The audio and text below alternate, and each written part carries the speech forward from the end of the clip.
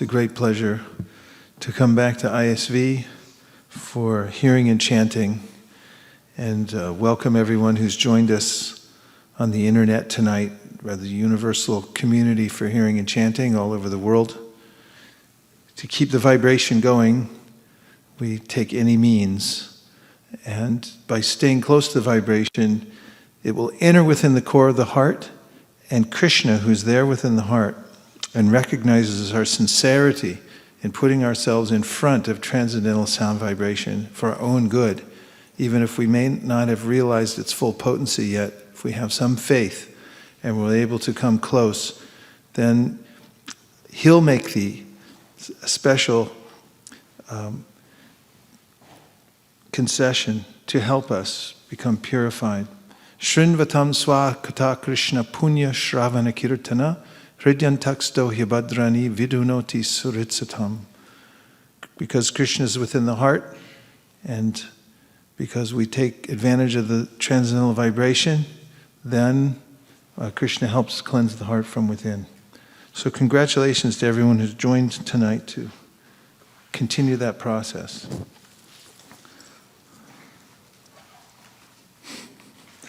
I'd also like to welcome back my great friend HG Prabhu, who's just recently back from the Far East and doing outreach, which is actually kind of perilous in that in many of the countries he goes to, it's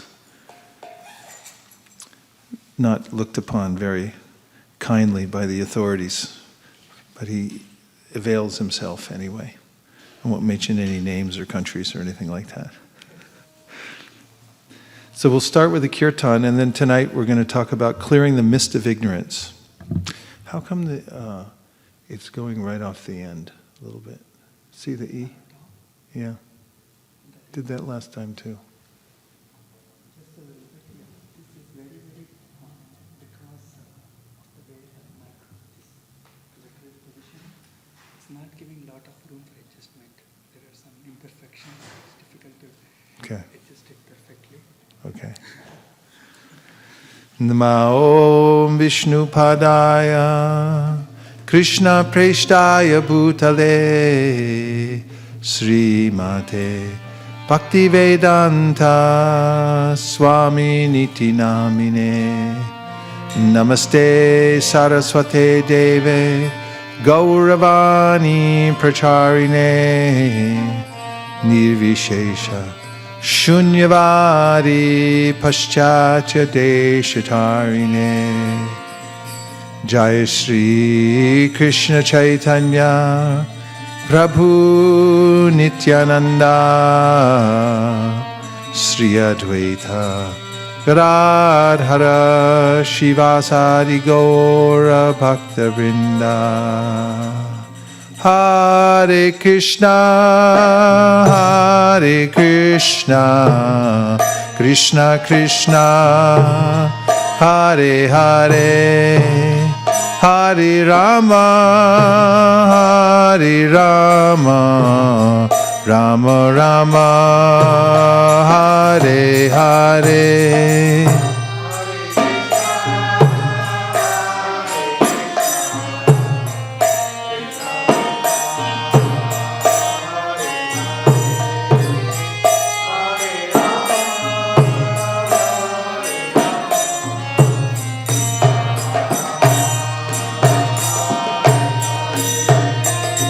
Hare Krishna, Hare Krishna, Krishna Krishna, Hare Hare, Hare Rama, Hare Rama, Rama Rama, Hare Hare.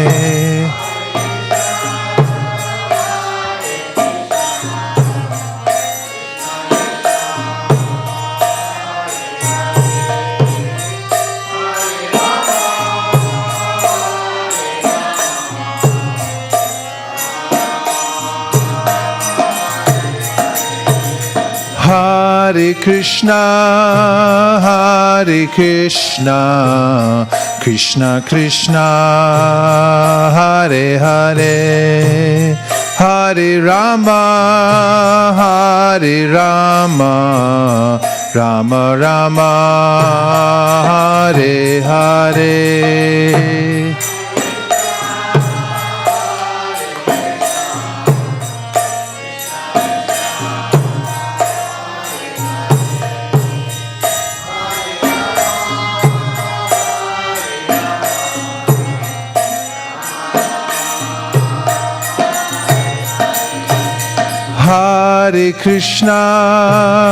Hare Krishna, Krishna Krishna, Hare Hare, Hare Rama,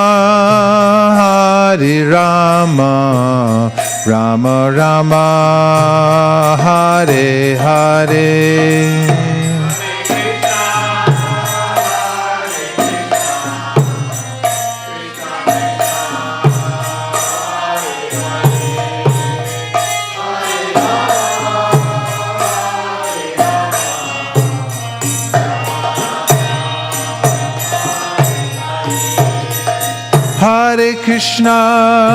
Hare Krishna, Krishna Krishna, Hare Hare, Hare Rama,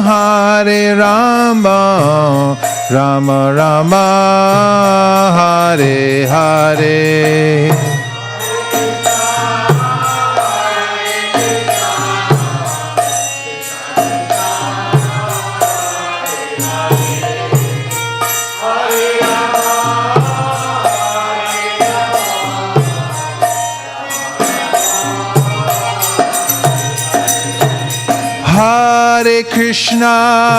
Hare Krishna, Krishna Krishna, Hare Hare, Hare Rama, Rama Rama, Hare Hare.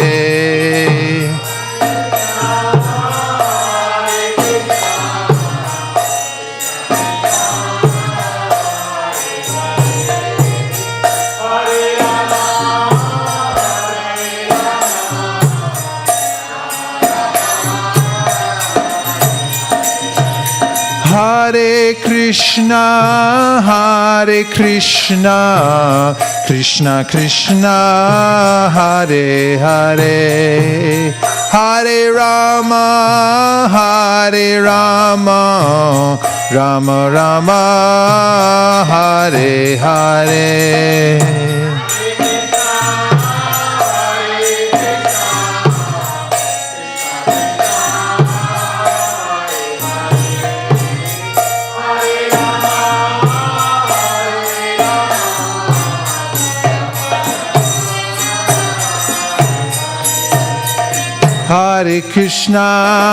Hare Krishna, Krishna Krishna, Hare Hare, Hare Rama, Rama Rama, Hare Hare.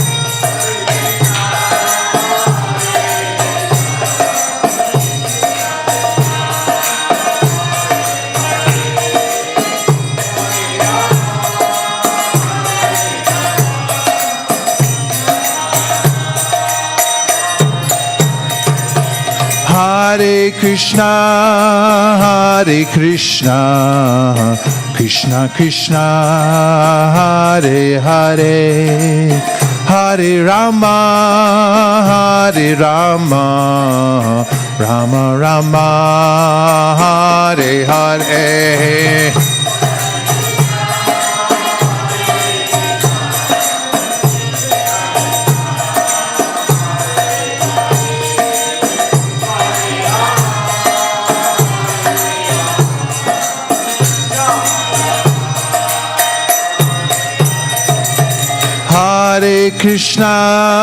Hare Krishna, Krishna Krishna, Hare Hare, Hare Rama,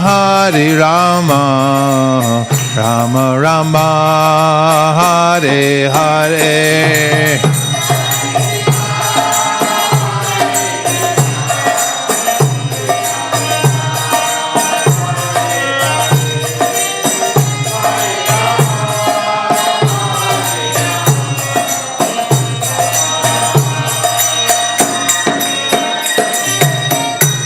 Krishna, Krishna Krishna, Hare Hare, Hare Rama, Rama Rama, Hare Hare.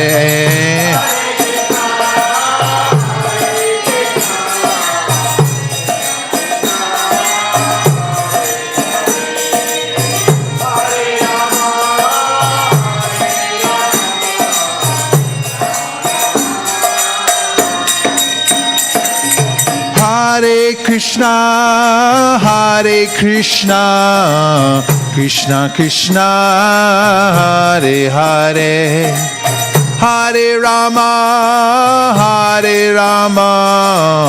Rama Rama, Hare Hare.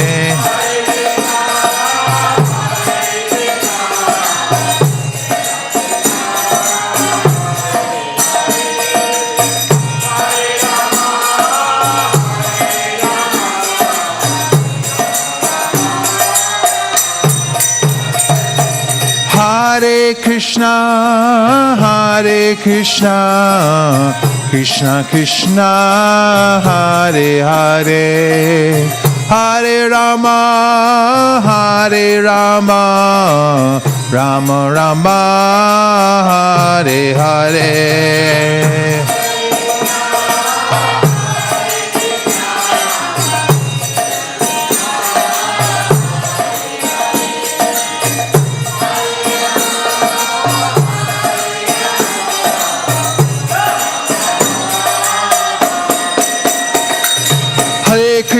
Hare Krishna, Krishna Krishna, Hare Hare, Hare Rama, Rama Rama, Hare Hare.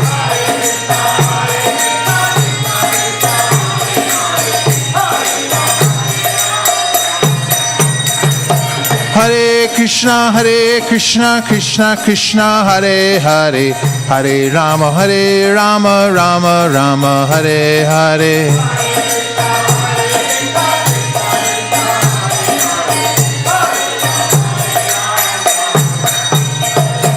Hare Krishna, Krishna Krishna, Hare Hare, Hare Rama, Rama Rama, Hare Hare.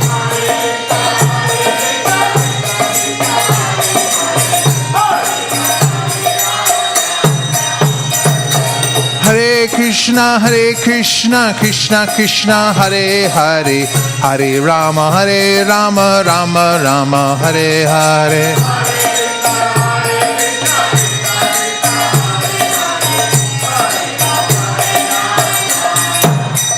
Hare Krishna, Krishna Krishna, Hare Hare, Hare Rama,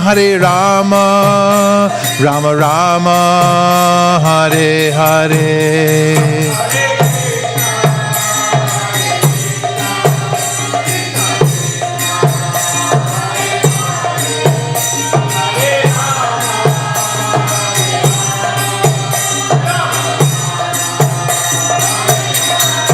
Hare Krishna, Krishna Krishna, Hare Hare, Hare Rama, Rama Rama, Hare Hare.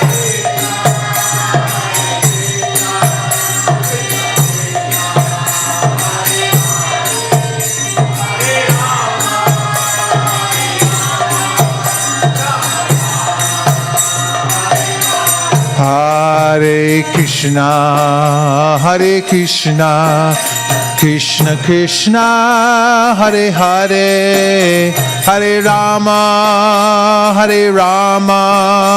Rama Rama, Hare Hare.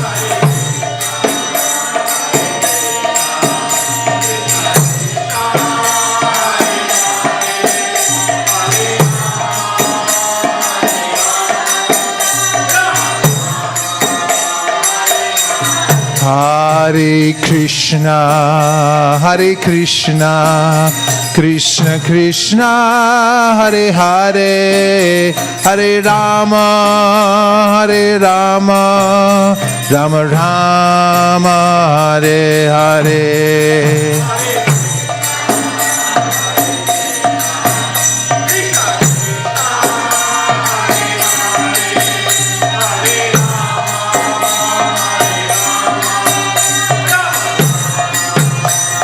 Hare Krishna, Krishna Krishna, Hare Hare, Hare Rama, Rama Rama, Hare Hare.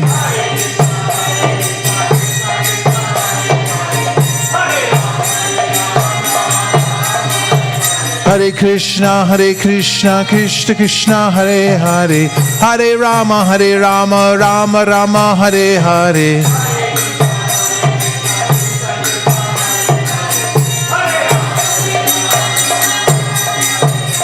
Hare Krishna,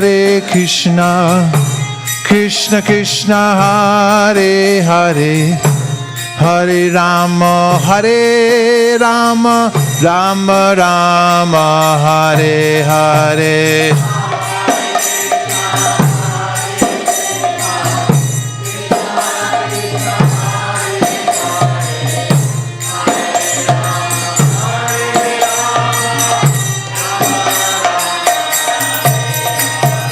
Hare Krishna, Krishna Krishna, Hare Hare, Hare Rama, Rama Rama, Hare Hare.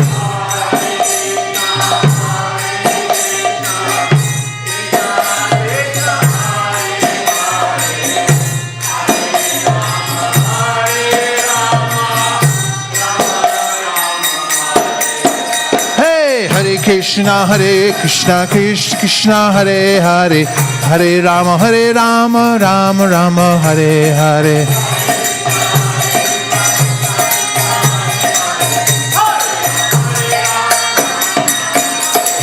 Hare Krishna, Krishna Krishna, Hare Hare, Hare Rama, Rama Rama, Hare Hare.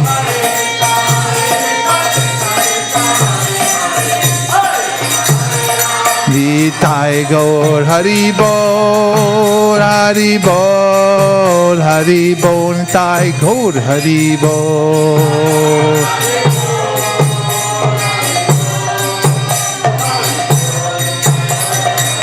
Jai Jai Prabhupada, Prabhupada, Prabhupada, Jai Jai Prabhupada.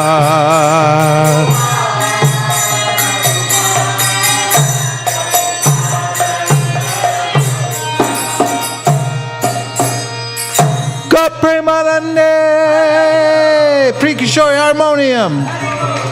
Come on. For the kartal players. For the Hare Krishna singers. Go Premanande. Nitai Gaur Hari Bol, Hari Bol, Hari Bol, Nitai Gaur Hari Bol.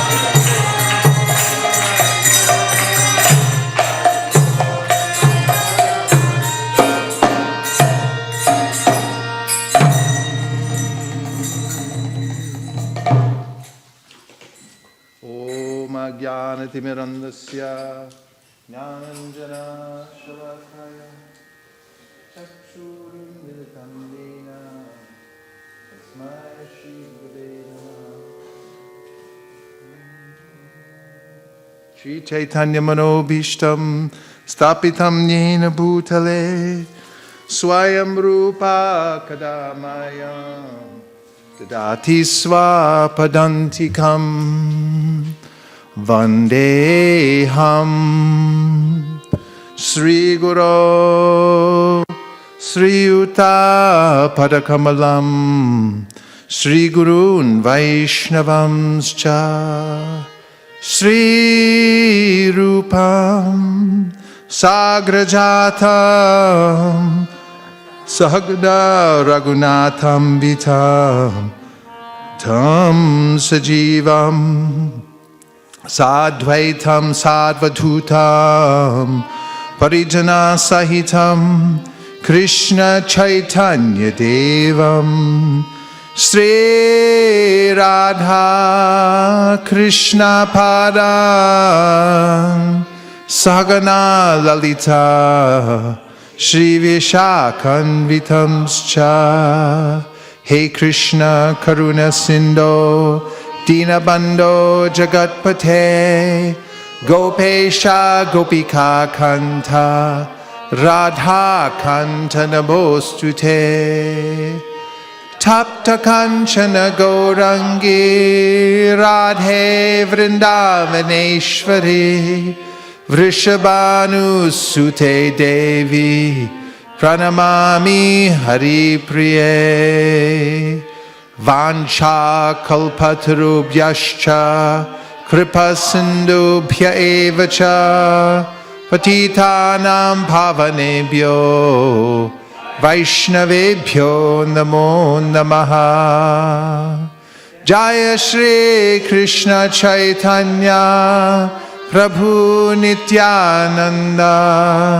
Sri Advaita Gadadhara Srivasari Gaura Bhakta Vrinda Hare Krishna Krishna Krishna Hare Hare Hare Rama Rama Rama Hare Hare Go Premanande Hari Hari Bo.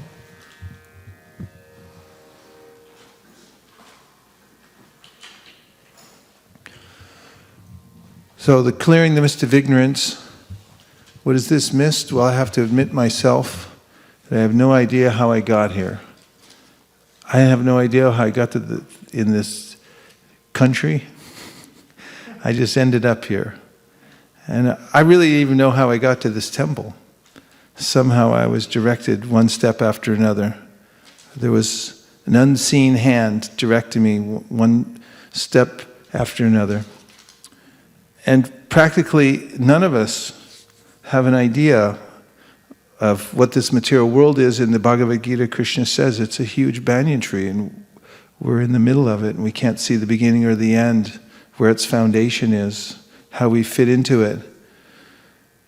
And in the Gita, Krishna says that if one goes against the laws of nature, then there's a reaction to that. And the kinds of reactions I'm getting now, the kind of reaction I'm living within, this body is a kind of reaction to my previous activities, as Krishna explains in the 15th chapter of the Bhagavad Gita. I've attained this particular set of senses, which is called the body, because of my previous desires and activities.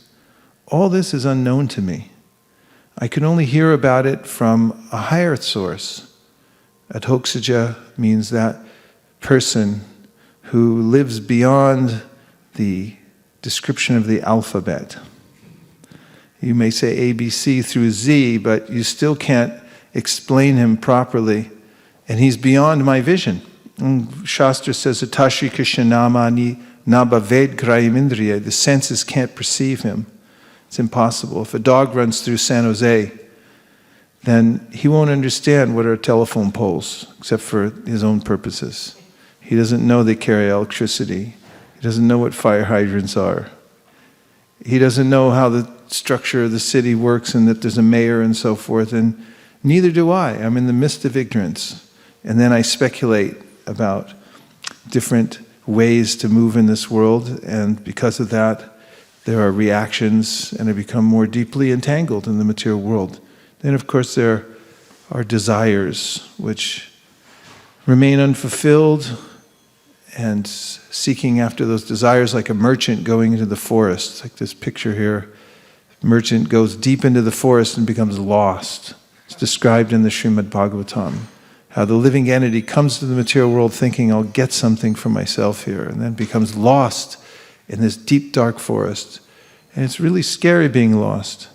And we get a kind of amnesia in the material world where we forget our identity, a severe identity crisis. everybody has in the material world. And everyone pretends they know who they are. So if you ask somebody, who are you? Someone will say, my name is Mr. John, and I'm an American. But actually, that's not the real identity of Mr. John. Mr. John's an actual living entity beyond the designation of the body as an American, or even a male or a female, or a cat or a dog. The living entity is a part and parcel of Krishna from the spiritual world. So this mist of ignorance is something that someone who's awakening realizes he or she is in. In fact, when the great brothers Rupa and Sanatan came to Sri Chaitanya Mahaprabhu, they said, everyone says we're very learned. We know so many languages, we can manage a whole government, we have so much money, but we're so foolish we believe it and we don't even know who we are. We can't even say who we are. So realizing that one is in the mist of ignorance and covered is a very good starting point to call out to Krishna. Sri Chaitanya Mahaprabhu calls out, my dear Lord, I am your eternal servant, but somehow or other I've fallen into the ocean of this material world. Kindly pick me up and fix me as a speck of dust at your lotus feet. This is a prayer by the sincere devotee who realizes I'm fallen. Somehow or other, he says, somehow or other I've fallen into the ocean of material existence. If you look at the ocean, you can see that no matter how strong a swimmer one is, once you're in the middle of the ocean with no help, no boat, then you cannot survive. And similarly, we cannot survive in this material world without the help of a superior power. So we have to call out for this help from our superior power who's helping us at every moment, directing our senses, giving us intelligence, and sincerely cry out. And what do we want? Kindly pick me up and fix me as a speck of dust at your lotus feet. This is the prayer Sri Chaitanya Mahaprabhu taught us. This is what to ask for. Let me be a speck of dust at your lotus feet. It means be an eternal menial servant. So there's the swimmer in the material world, and if one cries out sincerely to Krishna, as Prabhupada says, with the chanting of Hare Krishna, it should be with the genuine cry, because there are many different kinds of crying that children do, and only some of them are genuine. You might say that the mother is tuned to hear the genuine cry. You can hear a cry when the child is hungry. The mother knows also. There's a particular cry, hungry. There's just bored, tired. Then something's really wrong and the mother springs into action. You can hear that special intonation in the child's voice when there's a genuine cry of the baby for its mother. It's completely helpless and something's really wrong. And if one can find that in oneself, then nothing else is needed for spiritual life. No philosophy, no Sanskrit, no special techniques are needed, except for finding where is that place in my heart where I realize I'm lost, I'm swimming in the ocean alone. I'm being pummeled by the waves, and it's very distressful to be lost. If any of you have ever been lost, I was once hiking with my father in the wilderness, and I ventured off in a rambunctious mood as a kid and got lost. And in the wilderness, you can't find a telephone pole or a street. Everything starts to look, the mind tries to make sense out of it all. Like, oh, there's a telephone pole. No, that's a tree. It's more random in the woods, very difficult, especially if you don't know your way around. It's very scary. I also got lost once in Japan. I was in Tokyo Temple and I went for a long walk by myself, and there were two branches to the same river going through Tokyo. So I thought, it's easy, I'll just follow the river. But when I came back, I didn't notice that it forked, and I took the wrong fork coming back. I was walking for hours, and I was thinking, this doesn't look familiar. And when I was walking away from the temple, I was chanting, and I was thinking, I'm so happy, and I'm so liberated. And then when I was coming back, I was thinking, I'm really in the darkness of ignorance. I can't find my way back. What am I going to do? And I didn't bring any identification with me. I didn't write down the address of the temple. And I really couldn't, at that time, communicate to anybody how to get back. Somehow, and I realized the presence of Super Soul, I kept trying and trying and trying. I came back and I found that fork, and in an instant I realized, there it is. That's what happened. Super Soul said it. It's like, there's your way. And there's an intuitive way that we move forward in spiritual life. Of course, it is bolstered by the words of the spiritual master who's following the spiritual master, who's following the spiritual master. And then by the Shastra, which gives the words of Krishna, who's speaking to us through the Shastra. Shastra Yonidvat. This is our mother, telling us how to come home. And from Krishna, from within the heart. And from the sadhus, those who are free from envy and they're well-wishers, they want to see others come out of the mist and darkness. So this picture is how one should feel when chanting the holy name of the Lord. And tonight's talk is really about the holy name, the one subject. This is the main subject offered to us by the great teachers like Karabhajana Muni, who says, in Kali Yuga, there's nothing good going on. It's all bad. Don't expect anything good. Expect all bad, except for one thing. You have a method that's so powerful and that's been infused with so much mercy that if you just take this one thing, concentrate your mind in one place, then you can achieve what practically nobody else can do in any other age. You can go back home, back to Godhead. If you believe this, and if you take it to heart, and you begin to chant the holy names in this spirit, you can chant at home. You don't need anybody around. You don't even need a drum or kartals. It's not an official program. It's from the heart. You can stand before a picture of Krishna and you can clap your hands and you can sing Hare Krishna. And if you can offer this Maha Mantra to Krishna by singing in your house, you'll feel elevated. Suddenly you'll feel that you're getting knowledge and you're getting detachment from the world, because this is the result of devotional service to Krishna. Vasudeve Bhagavati Bhakti Yoga Prayojita Janayat Yashu Vairagyam Jnanam Chayara Haitukam. By this direct service to Krishna, serving Krishna with one's tongue and singing out from one's heart, then one gets knowledge and detachment. It's completely unexpected.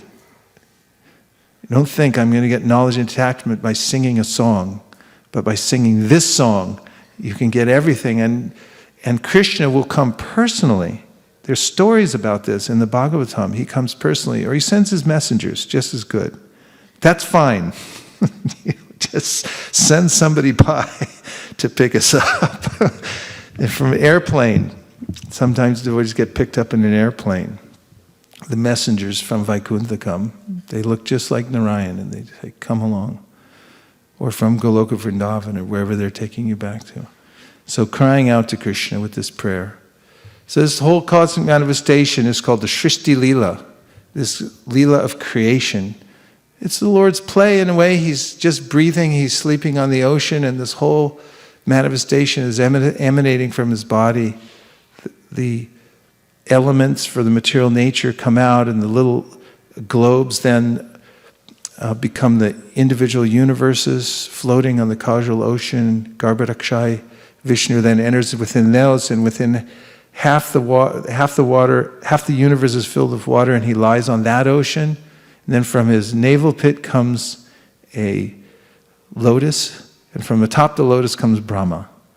And then Brahma is born into the darkest of ignorance. He doesn't know where he is, he can't figure out anything, tries to find out his source. He climbs down the stem of the lotus, he's being tossed by the winds, and then he does what is intuitive to those who are sincere. He begins to Pray to Krishna. And he hears the words, tapa, tapasya, do tapasya. And the Brahma Samhita tells us that the divine Saraswati appeared before Brahma. Uvacha puratastasmai tasya divya Saraswati kama krishnaya govinda he gopi jani tipi balabhaya priyavanir mantram te dasati priyam tapastam tapa etina tavasidhir bhavishyati. And she said, you'll attain all perfection by this mantra. Just take this mantra and do this as tapasya. Repeat it. Hare Krishna, Krishna Krishna, Hare Hare, Hare Rama, Rama Rama, Hare. That's a lot of tapasya, right? It seems like it sometimes because the mind's going, I don't want to do anything. I don't want to chant. Tongue's lazy. Everyone's lazy. If you try to, that's why you have to have regulated practice of devotional service. Say we're doing this no matter what. Moving all the senses in one direction every day is a big chore. Everyone says, I'm ready, I'm going to go to sleep. Somebody else is hungry. Somebody else wants to go look out the window, or more likely the internet. And to actually do the tapasya, to focus in one place and actually use the tongue, and then find that place in your heart where you can say, I'm helpless, and call out, like the genuine cry of a baby for its mother. That's some hard yoga. Best time is in the morning, before anything starts happening. So, this Srishti Leela is the Lord's Leela, and somehow or other we're in it. We're not performing Leela, though. The living entities that come to this material world are overwhelmed by the modes of material nature. And it all starts with free will. We have these choices, always have the free will to choose Krishna. And I use a picture from the Bible, because Adam and Eve, they had this choice about the apple. And these two roads are there. This is very profound concept that we have free will. We can decide to go this way or that way. And in every second, we have the free will to choose one path or the other. To be in good association, to have a structured program so that you know how to regulate the senses, so you don't make wrong choices. Oftentimes what you get from the senses is mission creep. You know what mission creep is? Start one mission and next thing you're doing another mission, and it just happened to creep over into that, and you accidentally went $2 million over budget. Oh, sorry. We creep into the wrong places. So yoga and this process of bhakti means being aware that we have free will and thinking from moment to moment how to best use our free will. What's the best use of my time right now? That's a good question to ask. Brian Tracy gives this as a means for time management. You only need one question for time management. What's the best use of my time right now? Everyone please say. Now I'm glad all of you aren't getting up and walking out with some revelation. Okay, so free will, Krishna or Maya, is always the choice that we have.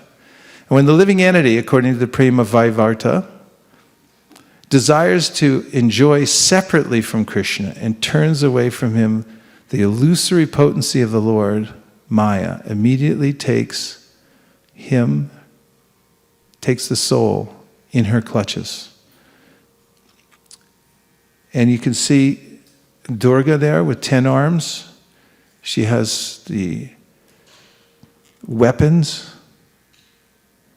And you can see how she uses them here in this material world. It's a very dangerous place, actually. I saw some film of the tsunamis in Japan, the tsunami in Japan that happened recently. What year was that, Satya? 2011? Just happened recently. There's a few film clips that are stuck together. They're somewhere floating on the internet. I want to put them together and show them sometime.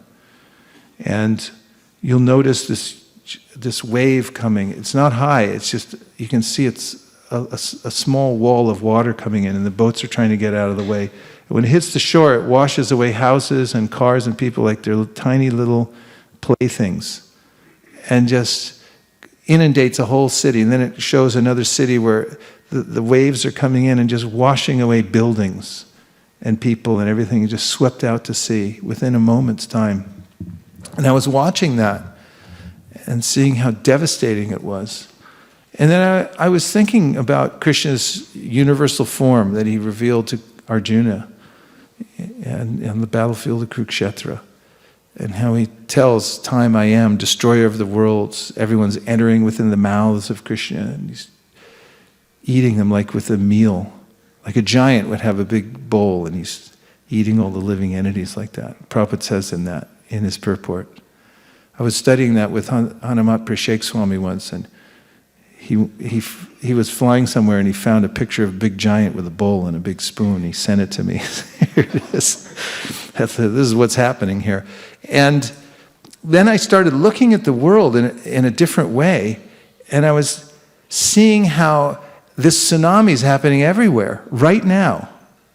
It's happening right here in this city, only in slow motion.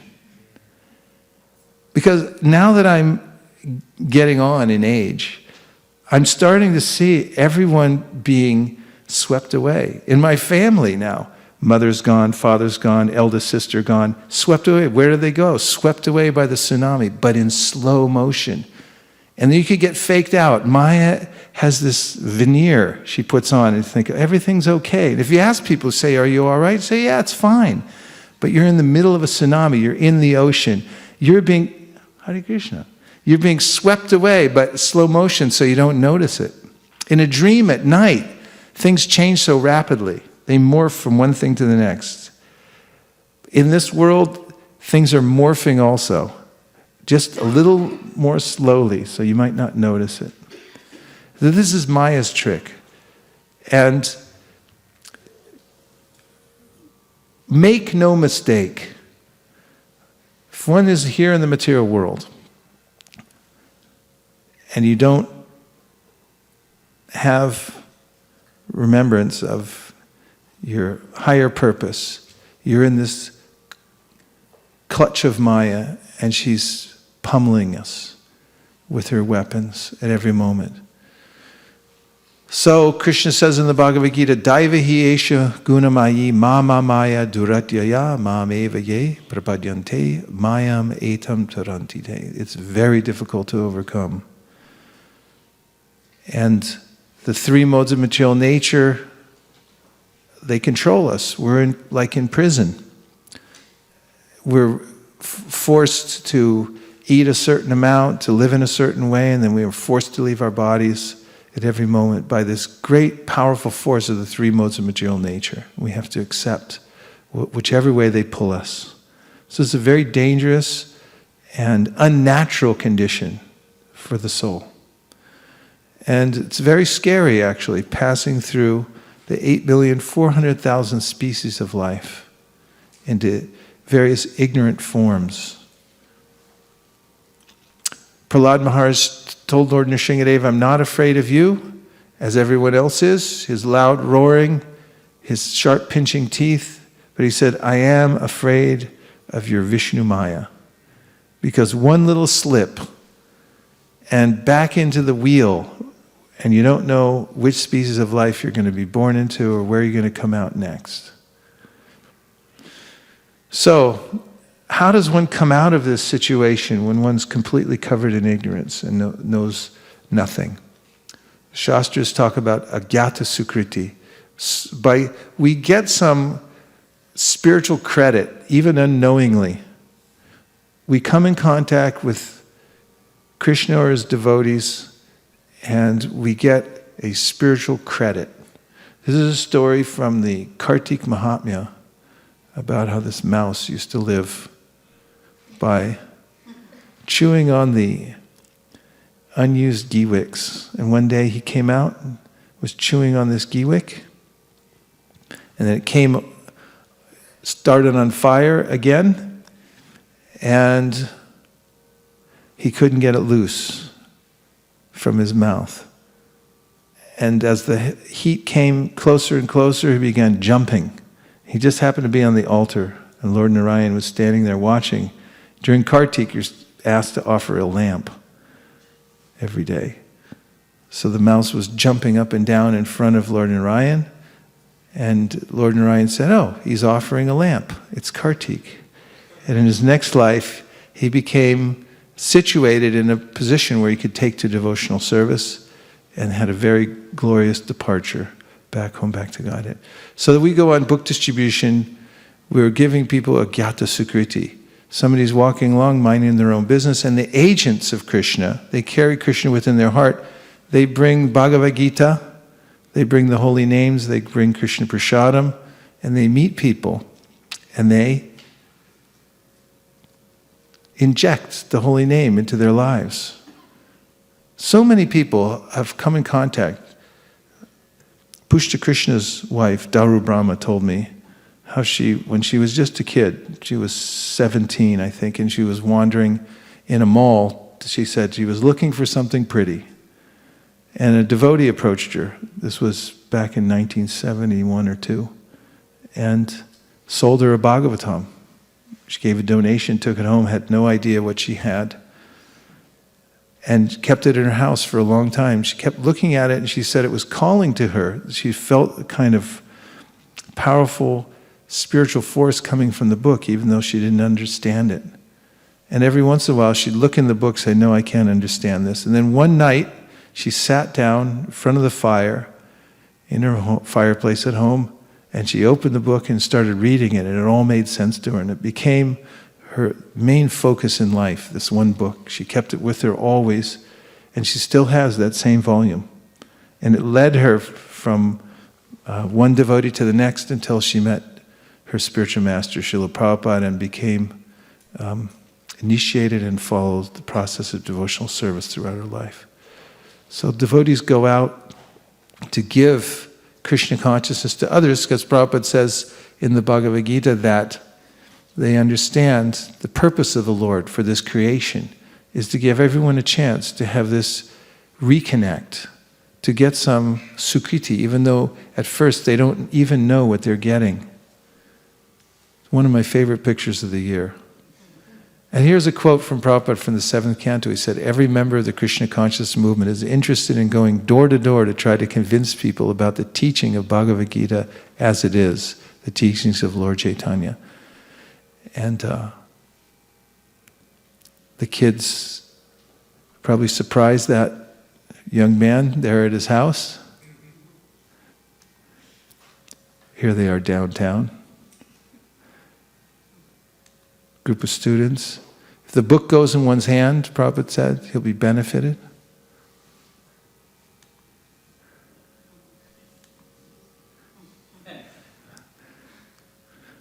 I don't know if Flickr has a real good idea.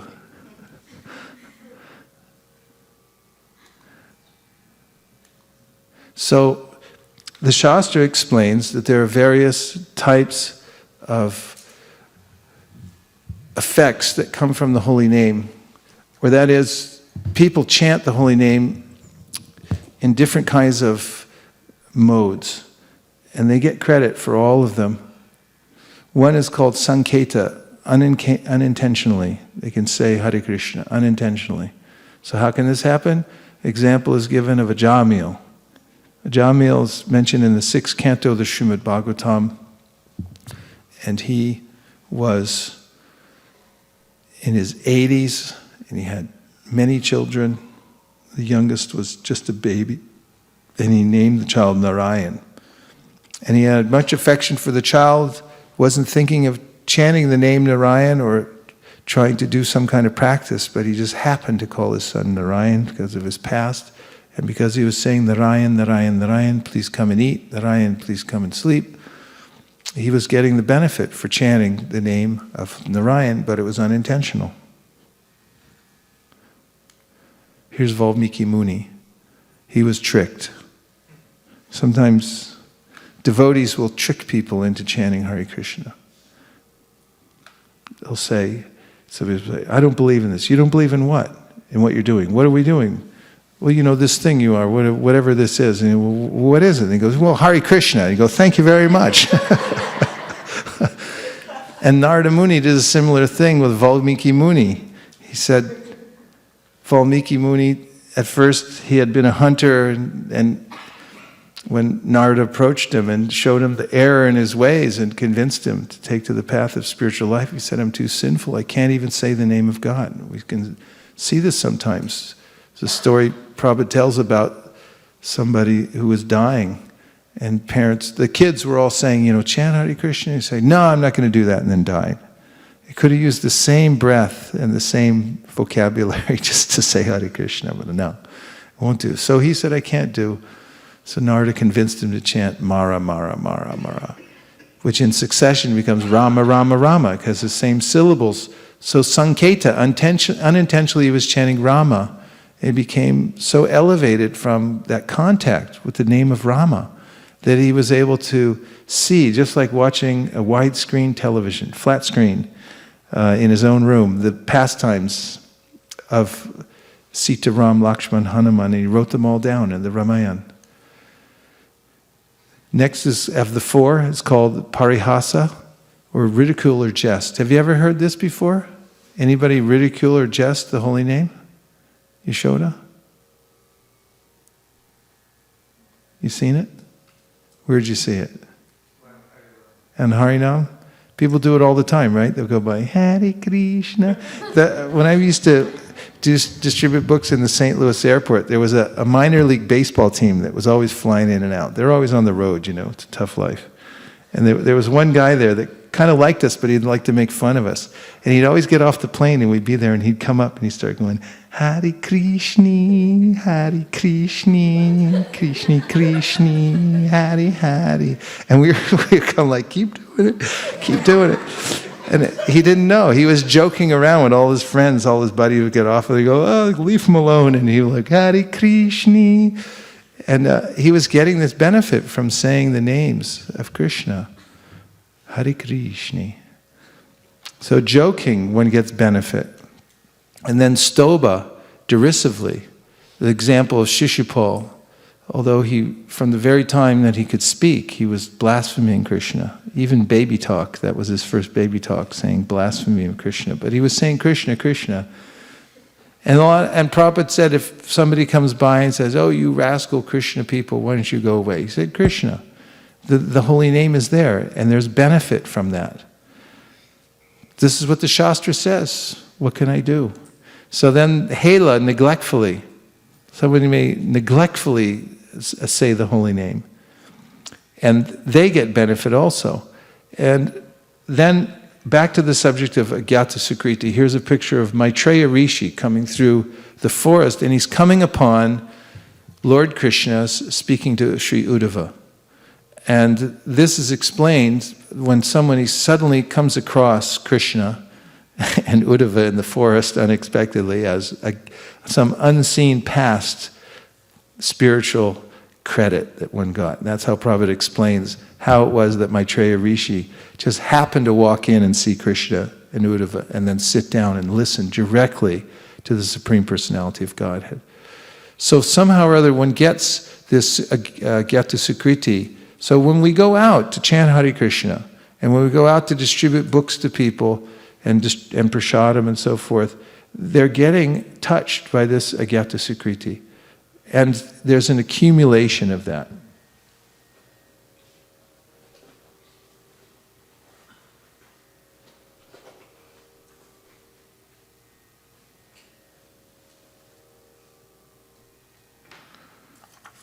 I would like to enter into evidence in this court a verse from the 6th canto of the Srimad Bhagavatam, chapter 1, text number 26. When Ajamil chewed food and ate it, he called the child to chew and eat. And when he drank, he called the child to also drink. Always engaged in taking care of the child and calling his name, Narayan.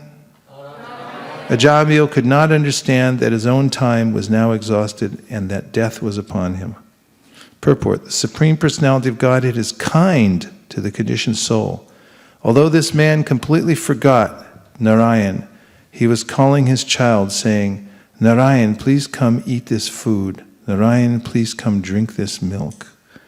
Somehow or other, therefore, he was attached to the name Narayan. Somehow or other.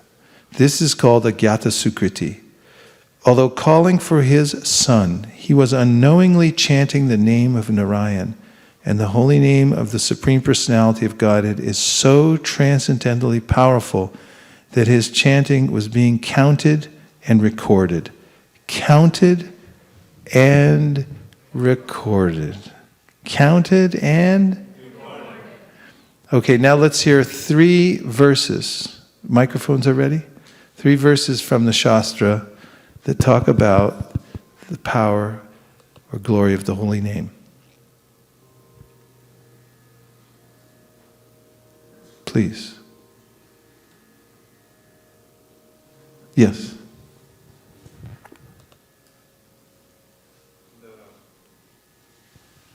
The most famous Hare Nam Eva Kevalam Kalo Nasteva Nasteva Gatiranya. Please explain it.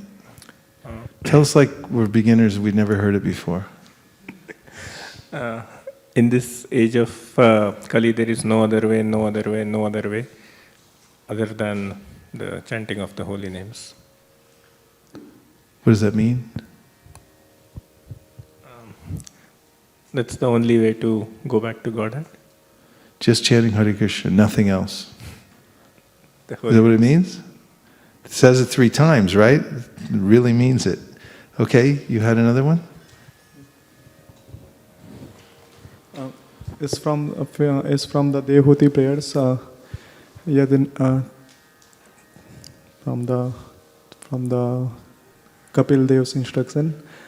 He says, Yadnamadheya sravananukirtanad yat kirtanad yat pravanadapi kvachit svadopi sadhya savanaya kalpate kuta punastu bhagavannu darsanat.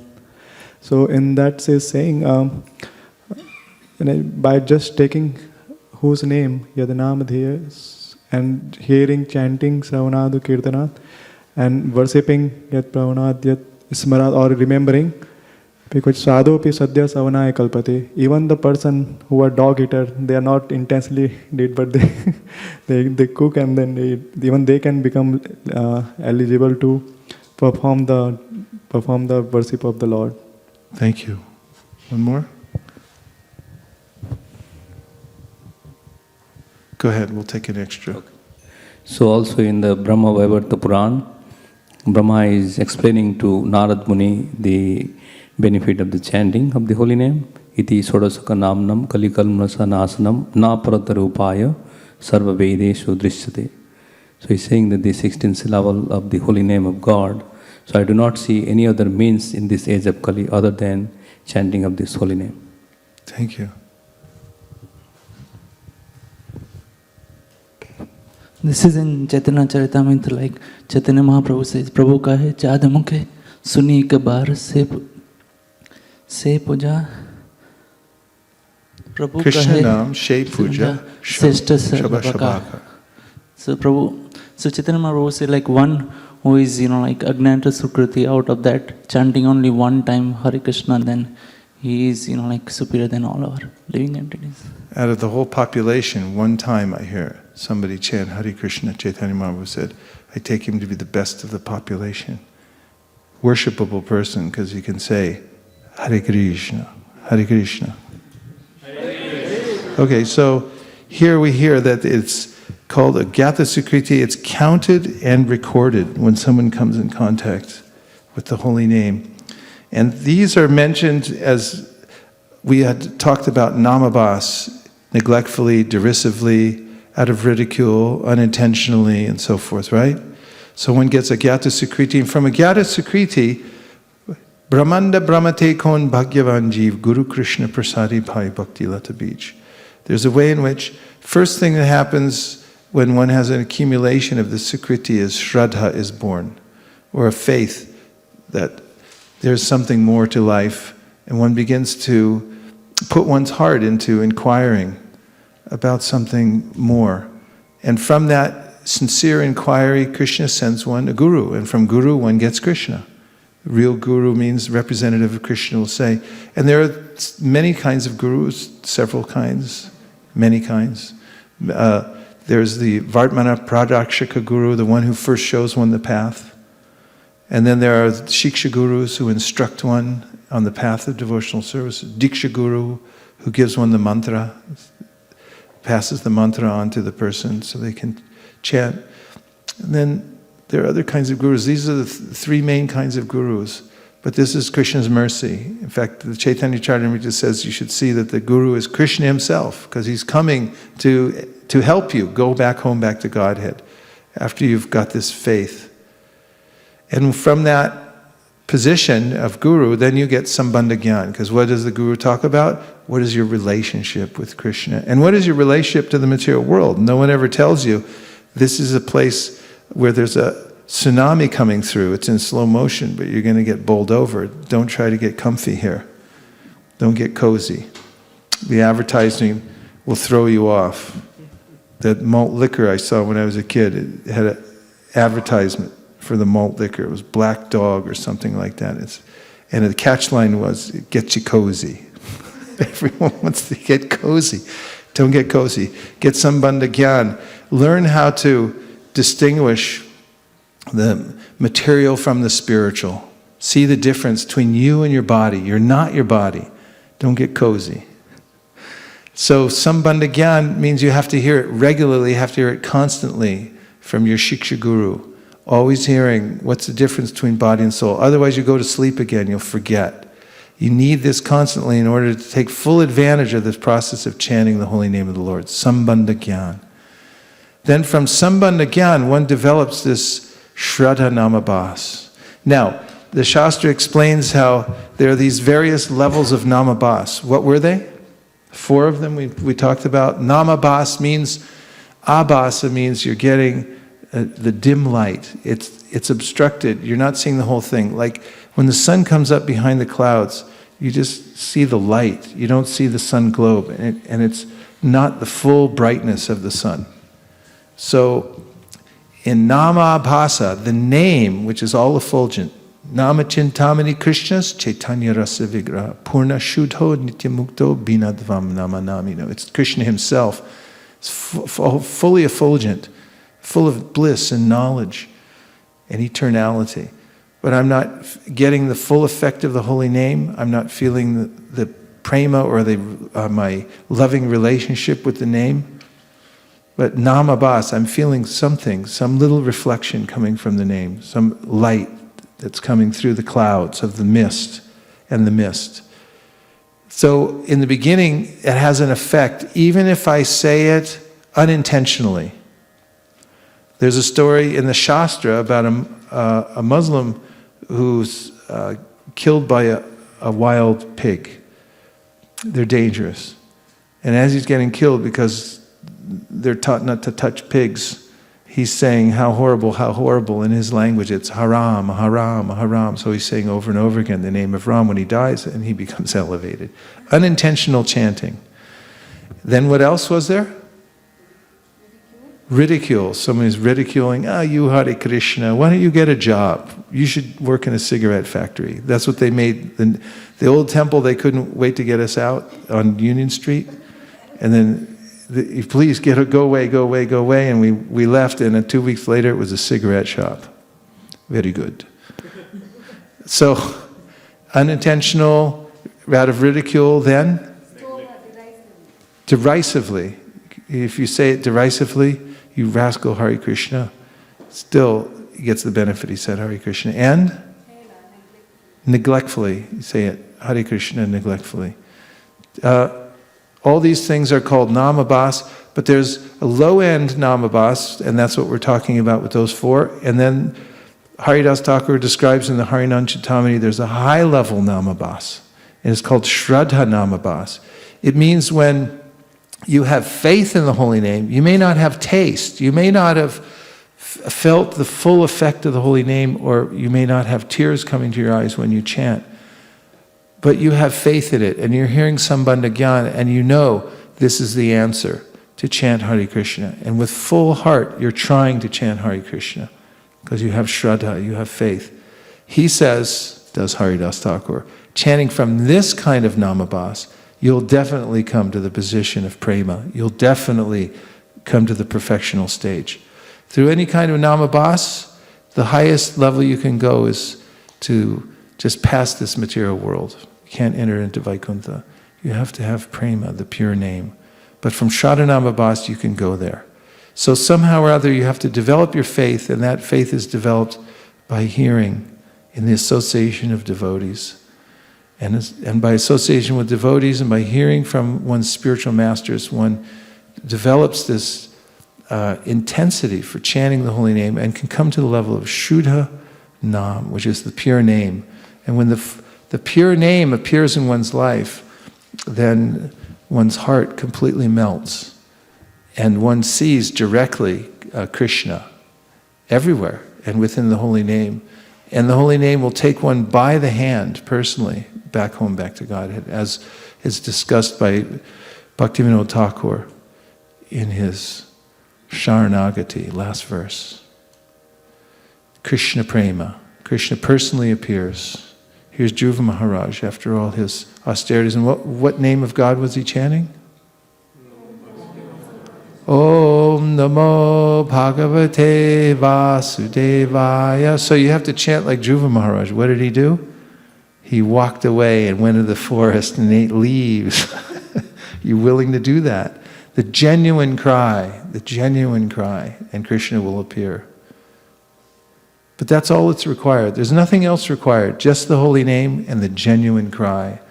If you can do that, Krishna will personally appear. So now I want to ask my good friend Satyadev Prabhu to come up and talk about this succession. Now here's freedom misused. Remember we talked about free will? He's going to give a talk about this next section, which is how one falls into ignorance, how one comes out of it, some of the different levels of yoga. Can you get him a chair, please? No, they'll get it. So you just come up, let them take care of it. Ramananda, which side? Here, just sit here. It'll be easy.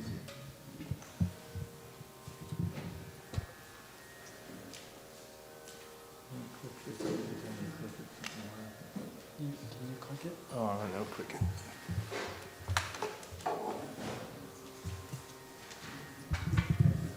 Please welcome Satyadev Prabhu.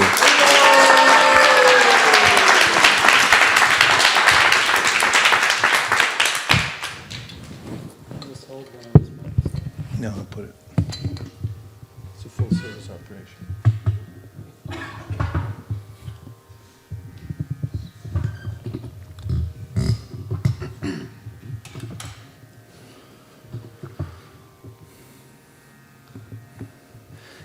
This sequence of describing how we fall into the material world, and then the different processes of yoga that help us elevate back out of the material, back to Godhead. I originally saw this in a PPT given by Bhanu Swami, and it's especially, we use it when we're speaking to the yoga groups and yoga centers, because most of them are practicing asanas, right?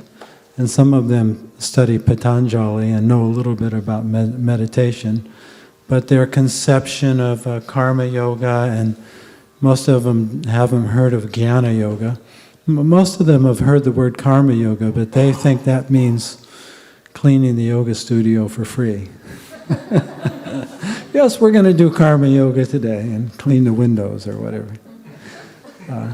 So this explains all of the yogas and how they tie together, and how the ultimate yoga, or the direct yoga, is bhakti yoga. So it begins, usually we write up on a board, we have a picture of the sun, and then the rays of the sun, and the sun is Krishna, and the rays emanating from the sun are the jiva, right? Because we really have no existence independent of the Supreme Lord. And even in this moment, we may be imagining that we're separate, but we're actually never separate, Just we're imagining that we're separate and therefore we're suffering. But what is the proof that we're not separate from Krishna? The proof is you're the proof. If the sun ray became separate from the sun, what would happen to it? It would cease to exist. So your very existence is proof that you are eternally connected with Krishna, and have always been so. But somehow or other, as Prabhupada uses that word, somehow or other, we've fallen into a state of ignoring God. Not only are we ignoring God, we're ignoring our own self, our own very life. We're completely lost in our mind, identifying with our thoughts, watching this movie, this projection we have of ourselves, never even noticing for a moment our own life. What to speak of our connection with God? So, somehow or other, that's a misuse of our freedom. At any moment, we have a choice to notice ourselves, our real life, and to notice our connection with God, with Krishna. It hasn't gone away, just like the sun hasn't disappeared. But do we look at the sun, or are we absorbed in the clouds? That's our choice. So wherever we place our attention, we're actually exercising our free will. Of course, to the degree that we're conscious, the more conscious we are, the more we recognize our free will. And the less conscious we are, the more we're in a dreaming state. So you could say that a person who's dreaming, like when you're dreaming, do you have control over the dream? No, because you're not conscious. Right? But when you reach that point where you're just about awake, you have a choice to wake up or, let me sleep a little longer, right? At that point, we have some free will, some consciousness, some higher consciousness. So, somehow or other, we've ignored ourself, our true self, and our relationship with the Supreme Lord. And that we have to admit. That's, as Prabhu was saying in the beginning, we have to admit that we're fallen, that we're not in our normal condition. There's no reason to try and get cozy here. Right? That's first, the first step. And so the first step really of going back to God, it is to recognize that somehow or other I'm fallen, I'm ignoring myself, I'm ignoring my relationship with God, and I'm fallen into this ocean and I need help. So the first mistake we made is we've somehow neglected God. And to correct that mistake, we have to go in the other direction. But once we've made that mistake and we get captured by the three modes of material nature, we forget who we are, and we take on this imaginary persona. We call it our self-image, right? Very descriptive, but it's a very accurate description. Every moment we have this image of who we are in our mind, and we're looking at it and we're thinking, yep, that's me. And from that ignorance, once we forget who we are in a mess of trouble. We're in a mess of pain, actually. Because now we feel separate from God. We feel separate from ourselves, we feel separate from each other, and really, practically all human endeavor can be traced back to this feeling of separation that exists at the very unconscious heart of our existence. We're unconscious of ourselves, we're unconscious of God, and we feel separate, we feel incomplete. And when you feel incomplete, you look outside. We look outside to try and complete ourselves, so that leads to material desires. So instead of looking within and noticing our own life and our relationship with Krishna, we mistakenly look outside of ourselves, and once you have a desire in your mind for something, then you go after it. And that's called karma, or action. You take action, right? We go by the restaurant, or we see an advertisement, and that stimulates our material desire, and then we think long and hard about it, and eventually we act upon it. And that, what does that generate? It generates more ignorance and more material desire. And then we're stuck in the cycle of action and reaction, and the cycle of birth and death. At the time of death, we have a certain identification of who and what we are and what we want, and that continues on to the next body. You could say, well, in a sense, the soul is never transmigrating, it's never going anywhere, it's never really separate, it never loses, we never lose our value or our being or our connection with Krishna, but once we've forgotten it, it's as if we don't have it, right? You know the example of a diamond. If you have it and you put it away and you forget it's there, then you can't utilize it, even though you have it. I used to, in my old past life of working in the emergency medical field, on a warm day like we had today, sometimes I would get a call in Chinatown, and the old Chinese ladies, they thought that it was going to be 45 degrees outside. So they walk outside with 5 layers of clothes on, and they get heat stroke and fall unconscious. And of course we don't know what's wrong with them, so we used to lie them down and cut all their clothes off and make sure that nothing was wrong. And so many times I would cut through their clothes and I'd be cutting through their money. They'd have all their life savings sewn up in their clothes.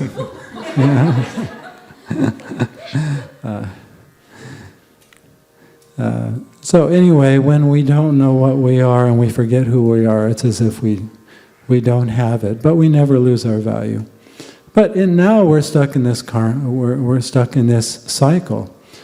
And so in the beginning, one may, the indirect, we have the direct process and we have the indirect process, right? Krishna explains this in chapter 12 of Bhagavad Gita. He says, just as Prabhu was saying, all we really need to do is sincerely cry out to Krishna with full love, completely depending on Him as our protector and our maintainer. Not everyone can do that. I mean, he said, if you can't think of me spontaneously and loving me, loving in a loving, spontaneous way, then practice sadhana bhakti.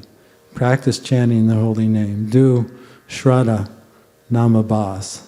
And gradually you'll desire to attain me. That's direct. You know, you have to have faith in Krishna to do that. But then he says, if you can't do that, then work for me. That's also direct. Yeah, you're recognizing Krishna's God, I'm the jiva, His servant.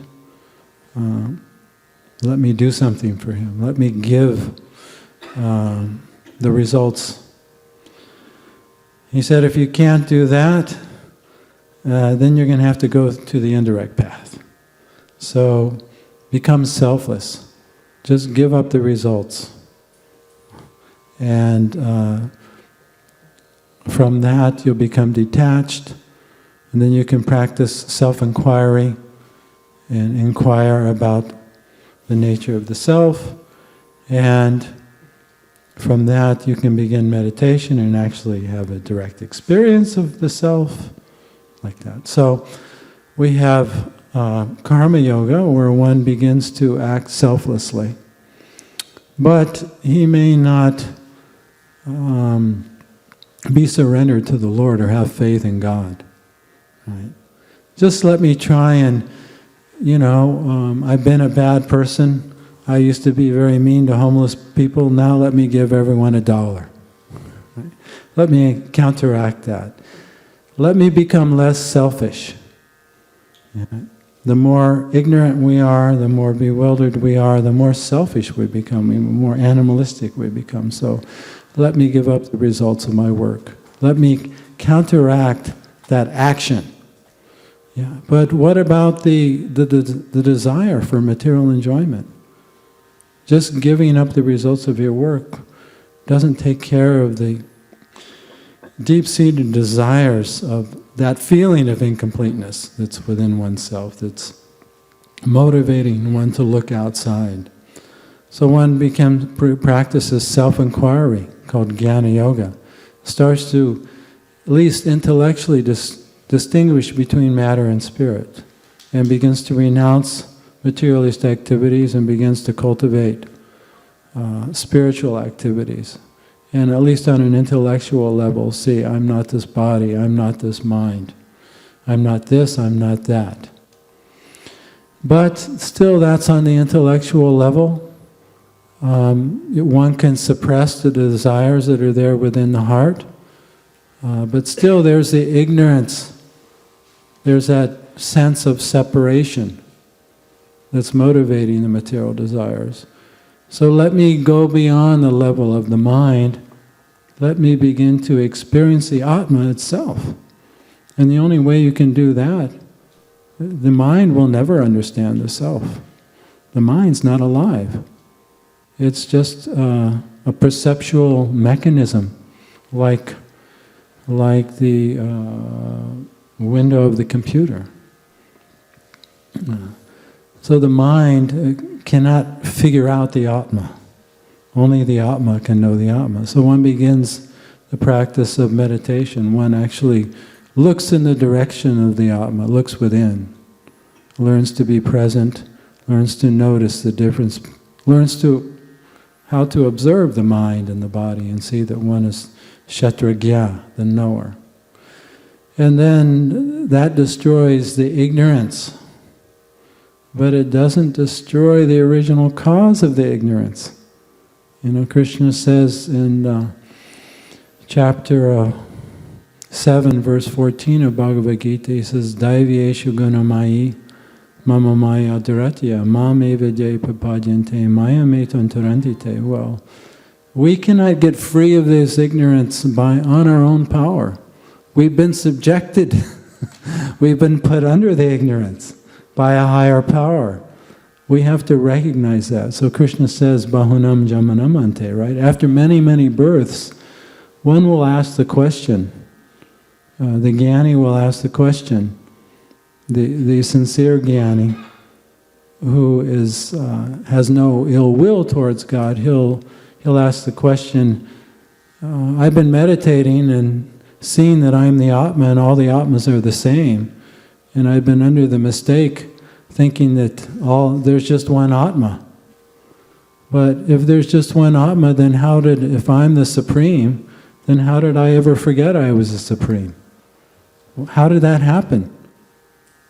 That only one who has been touched by the mercy of bhakti can ask that question, can admit that I've come under ignorance by a superior power. And when one can ask that question and submit oneself to that power, then one is correcting the original mistake. You know, I neglected the supreme power. I fell into ignorance, then I fell into material desire, then I got stuck in action and reaction. And so the direct process from the very beginning is to admit, even when one is totally still under the influence of the material modes and very much conditioned, if one is blessed by Agyanta Sukriti originally to have faith in God, then even though one is full of material desires, one can begin to take shelter of the holy name and chant in Shraddha Namabhas, and then eventually come to the stage of Surinam. So there's the indirect and then there's direct. So within Bhakti Yoga, all the other yogas, you know, we give up the results of our work for Krishna, we study and try and understand our situation. What is the nature of the self? What is this, the material world? What is the difference between the Ishvara and the Jiva? What is karma? What is time? And we also meditate. We do japa. We learn to observe the mind and the body.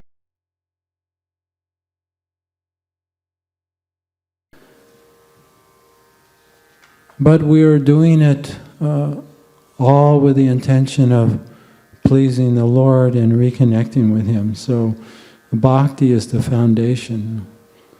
It's not, we're not practicing these other yogas independent of bhakti. If one practices independent of bhakti, then it takes a very long time, many, many births, and go one step to the next. But one can begin the indirect path if one has faith. Without faith, then you have to go to the indirect path. But with faith, you can directly, chant, serve Krishna from whatever position we're in. So that's the all the yogas and how they relate to each other in a nutshell. Gijong.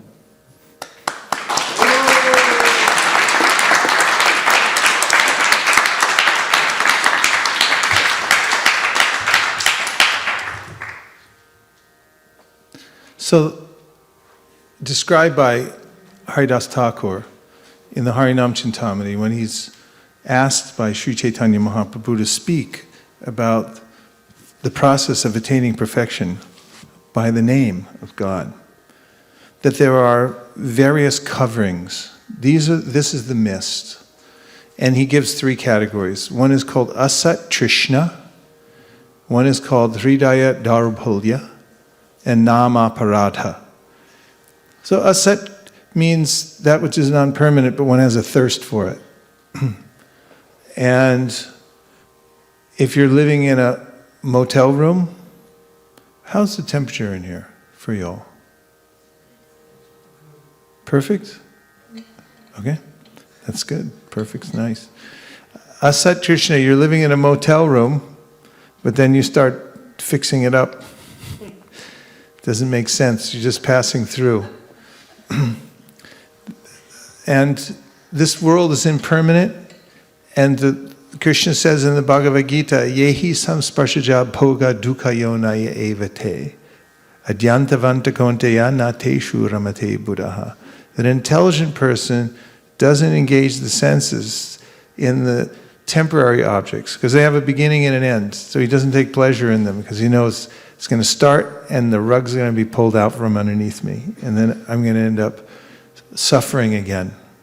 Bhoga tyag. And then I go for enjoyment. I realize that it is a process of suffering to take too much enjoyment, to take enjoyment in this material world. And then I try to renounce it all.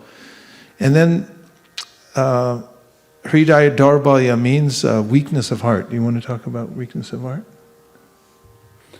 It just means, Haridas Thakur is describing it, this is from the Harinam Chintamani, he's describing it as being envious of others, being desirous of adoration and respect.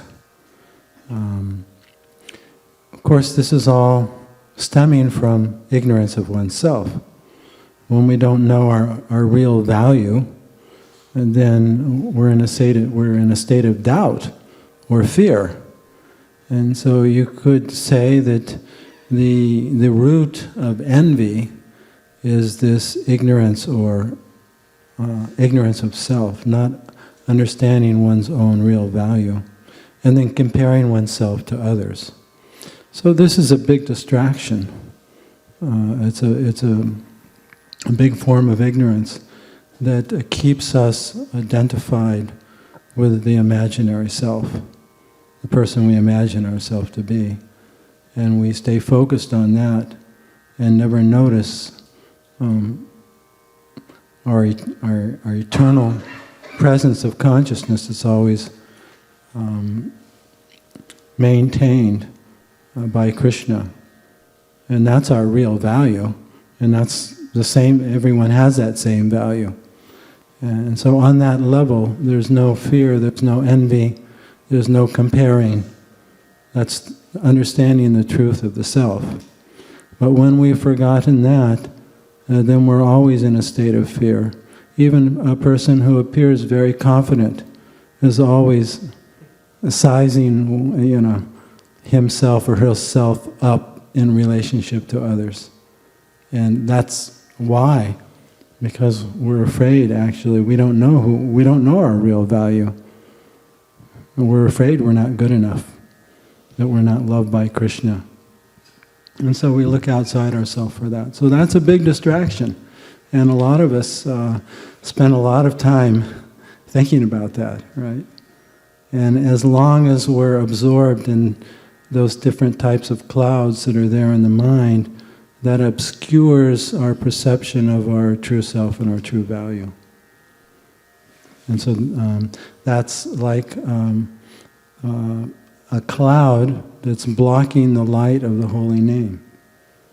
So even though we're chanting the holy name, we can't perceive that it's there, even while we're chanting. And even while we're chanting, sometimes in our mind we're still comparing ourselves to others, right? And wishing I had this, and why do they have that, and I don't, and that person got praised, but I didn't, and on and on and on, right?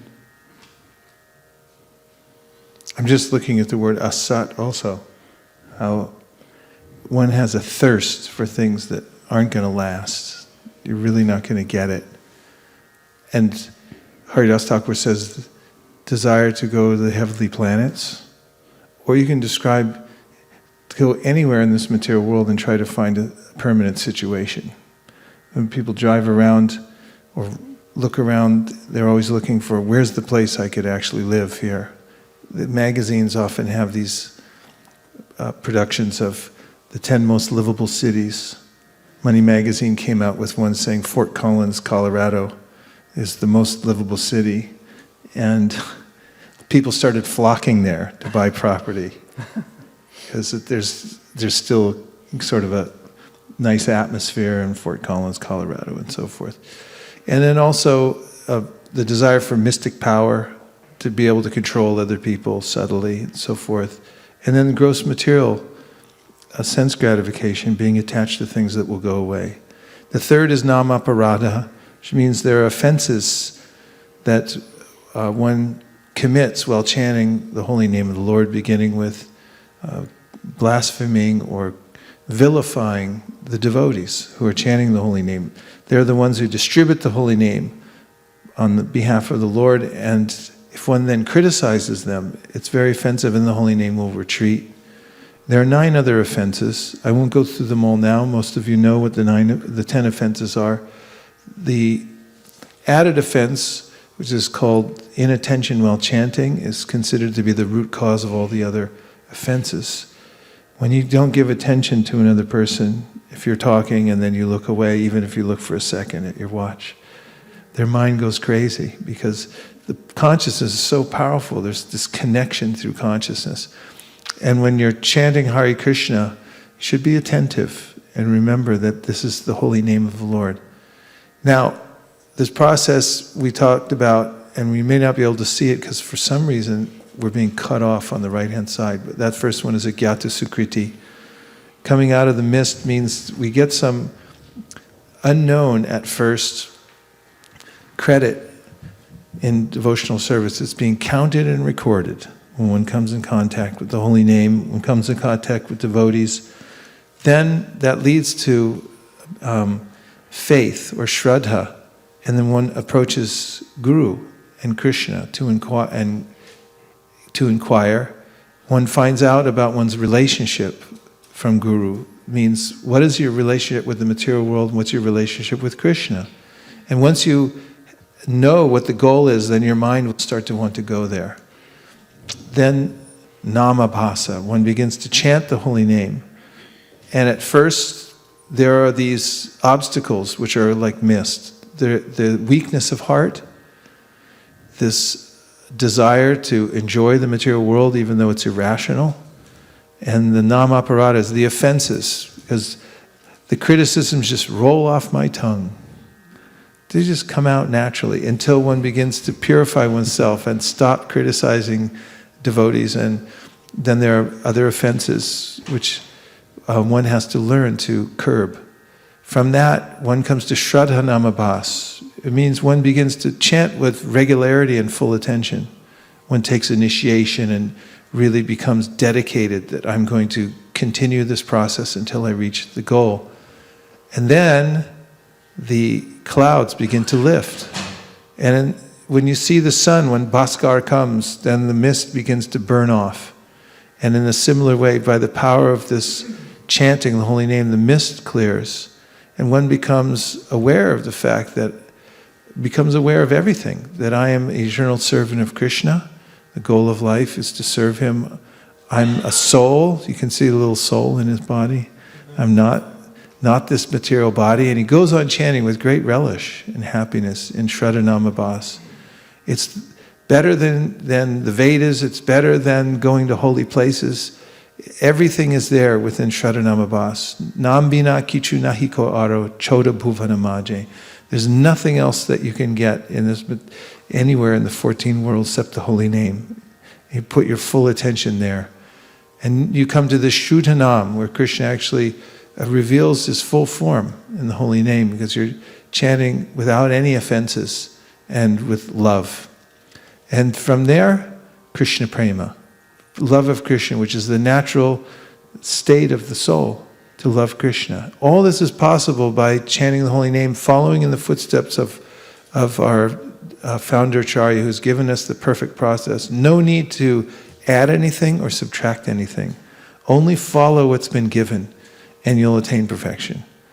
Just chant Hare Krishna, read the Srimad Bhagavatam every day, associate with devotees, do the process that's been given by our founder Acharya, and you will come to the state of Krishna Prema. And when? That's up to Krishna. And Vishwanath Chakravarti Thakur comments that just like a fruit grows on its own time on a tree, you have to wait for it. You can't just run up and demand the tree will grow the fruit. It will come in its own time. You keep watering and go through the seasons of life, and it will come in its own accord. Just have faith. And from that position, then one actually penetrates all the coverings of the material world. And although even while living in this material world, the soul has a direct connection with the Supreme Personality of Godhead in the spiritual world. And when Narada Muni left his body, it was like lightning and illumination simultaneously. The body was left behind, and now he attained his spiritual body. So all this is possible just by chanting Hare Krishna, Krishna Krishna, Hare Hare, Hare Rama, Rama Rama, Hare. Go Premanande, Hare Haribo. Hare Krishna. So now we'll take a few reflections. Any one thing that you heard that stuck in your mind? What one thing are you taking out of here? Somebody grabs you by the arm when you're walking to the parking lot and says, "What's that guy talking about in there?" And you'll say,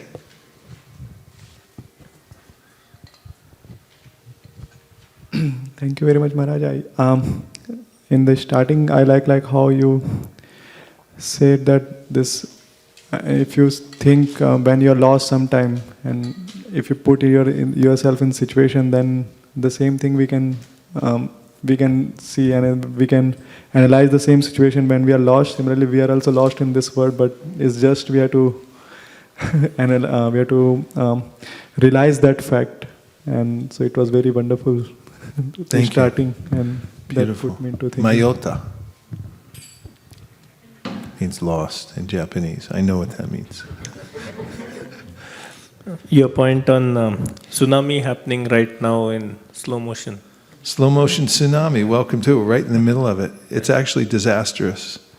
And we have to prepare ourselves in the midst of this disaster. Don't get comfy or cozy. It's a disaster. Yeah. And the second one was the only question needed for time management is what's the best use of my time right now? Right now. Thank you to Brian Tracy. Yeah. I really like Prabhu's point on like counteracting the offenses. Like if you commit offenses, you should try to counteract them. Thank you. I like the point that every chanting is recorded and counted. Yeah, you like that, huh?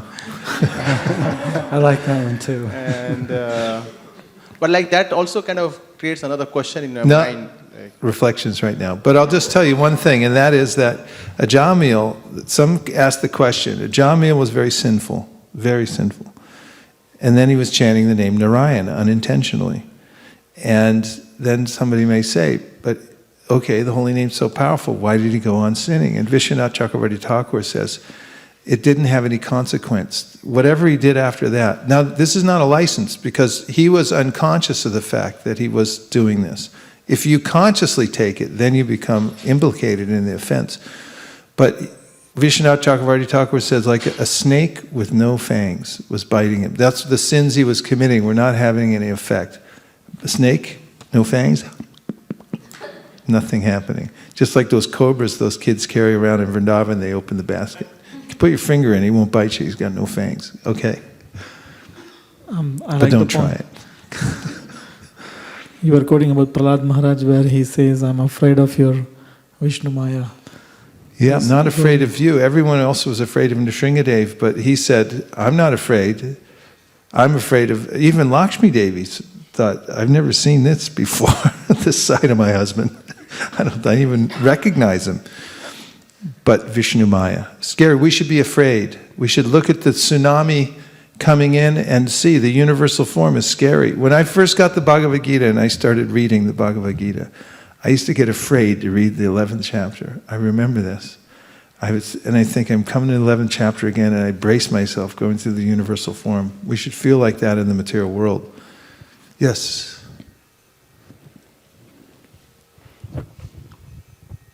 Hare Krishna Maharaj. I have a question, but it is based on a reflection. The reflection is that it is very... That's pretty tricky. You're in law school, right? It is very merciful of the Lord and His agents that even Agyat Sukriti can begin your path to Krishna consciousness.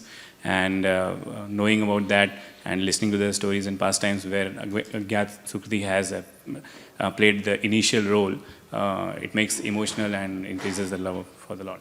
Thank you very much. Okay, last reflection. Hare Krishna Prabhuji. So there are 2 points that Srila Prabhupada brings about weakness of the heart. Yes. In 15.20. And I'll just read out the 2 points. Please. So he says that while one is performing devotional service in the association of pure devotees in full Krishna consciousness, there are certain things which require to be vanquished altogether. The most important thing one has to surmount is weakness of the heart. The first fall down is caused by the desire to lord it over material nature. Thus one gives up the transcendental loving service of the Supreme Lord. The second weakness of the heart is that as one increases the propensity to lord it over material nature, he becomes attached to matter and the possession of matter. The problems of material existence are due to these weaknesses of the heart. Thank you.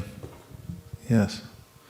Actually, we have another seminar which is called Overcoming Weakness of Heart, because it's a conundrum that how do I actually get started in spiritual life if I have this weakness of heart and I can't get started? And where do you get any traction? And we'll talk about that another time. But the place to always get traction, no matter what condition of life one is in, no matter what kind of danger or happiness, Bhaktivinoda Thakur says, whether you're happy or sad, whatever good or bad comes to you, go on chanting the holy name of the Lord. Hare Krishna, Hare Krishna, Krishna Krishna, Hare Hare, Hare Rama, Hare Rama, Rama Rama, Hare Hare.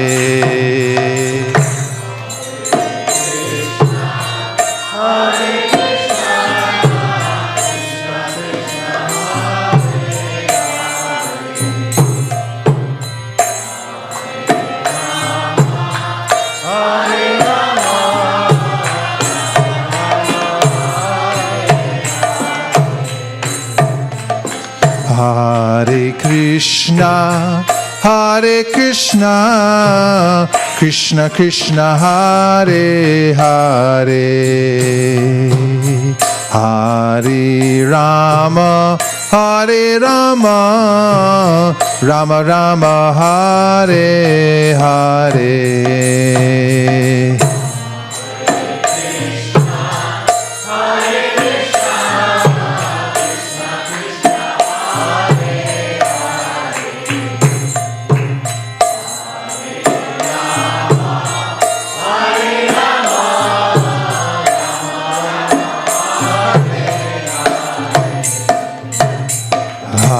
Hare Krishna, Hare Krishna, Krishna Krishna, Hare Hare,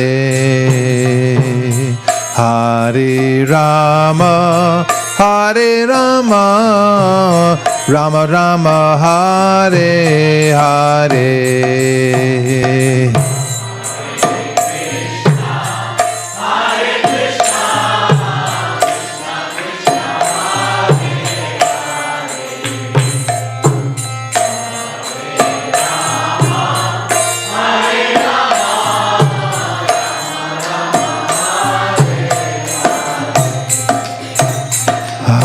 Hare Krishna, Hare Krishna, Krishna Krishna, Hare Hare,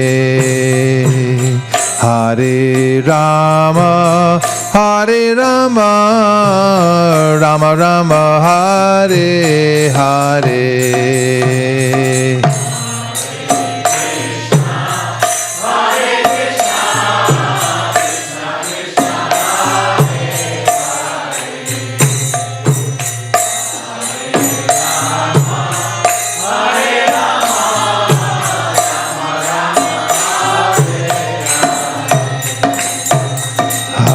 Hare Krishna, Hare Krishna, Krishna Krishna, Hare Hare,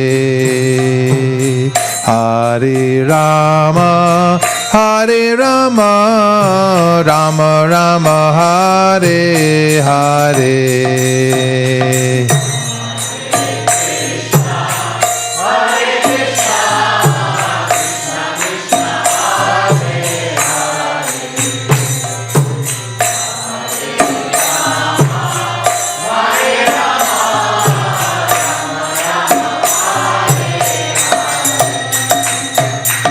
Hare Krishna, Hare Krishna, Krishna Krishna, Hare Hare, Hare Rama, Hare Rama, Rama Rama, Hare Hare.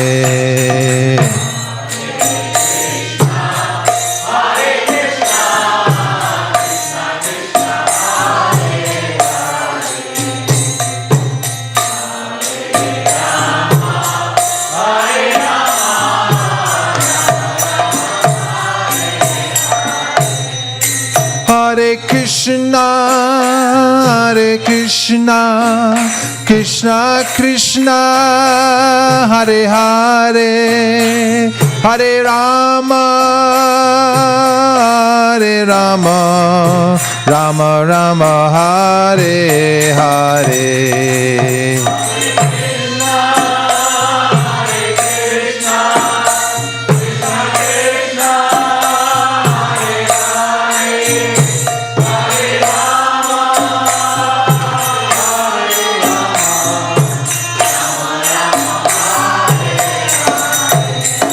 Hare Krishna, Hare Krishna, Krishna Krishna, Hare Hare, Hare Rama, Hare Rama, Rama Rama, Hare Hare.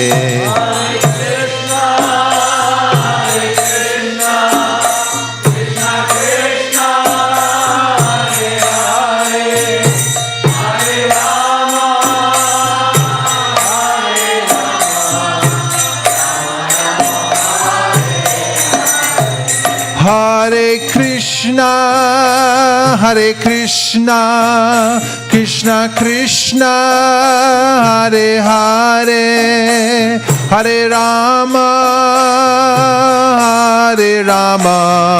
Rama Rama, Hare Hare.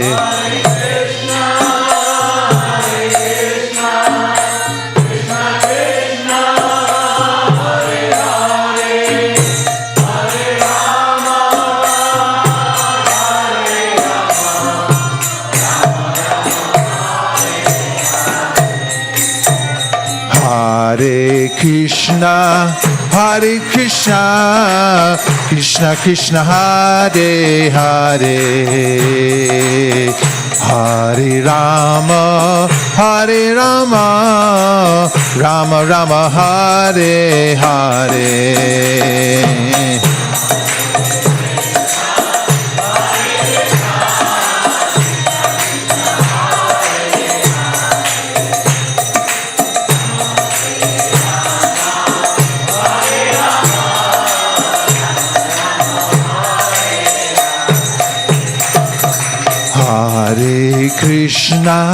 Hare Krishna, Krishna Krishna, Hare Hare, Hare Rama, Rama Rama, Hare Hare.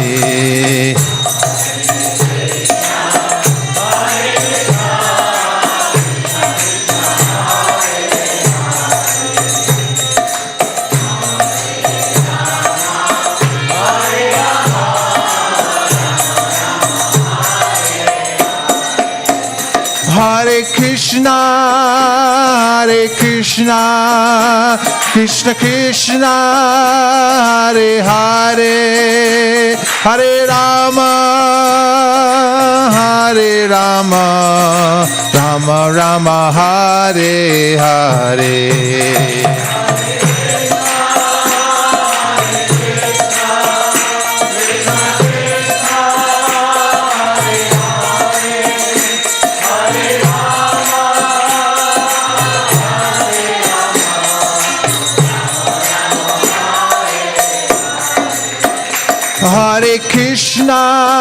Hare Krishna, Krishna Krishna, Hare Hare, Hare Rama, Rama Rama, Hare Hare.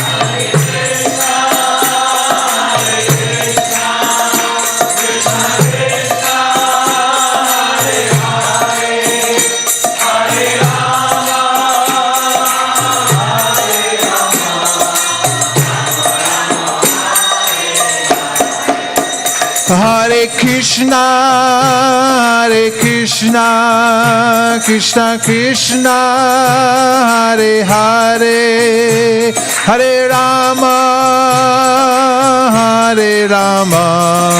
Rama Rama, Hare Hare.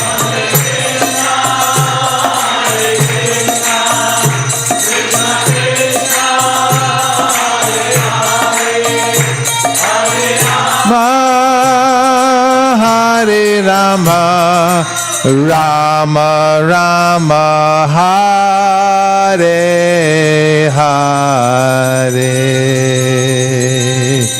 Go Premanande, Thai Gaura Hari Bol, Hari Bol, Hari Bol, Thai Gaura Hari Bol.